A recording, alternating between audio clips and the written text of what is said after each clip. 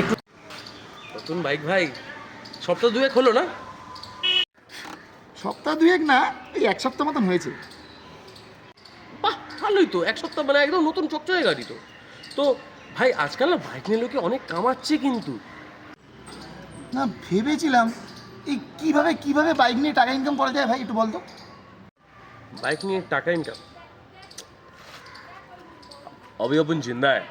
বাইকের চাবিটা দে, 15 মিনিট দে, টাকা আমি এনে দিচ্ছি। বাইকের তুই চাবিটা শুরু দে। নিয়ে যা ভাই, চাবি যা, নিয়ে যা।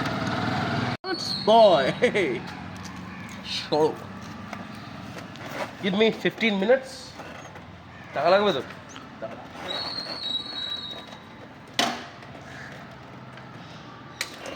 আসছি আমি একটু।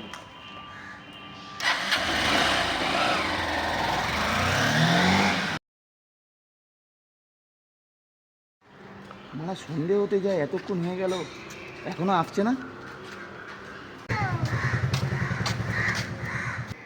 ভাই। পয়সা পয়সা কই পয়সা? এবার চেক কর। থ্যাংক ইউ ভাই, থ্যাংক ইউ।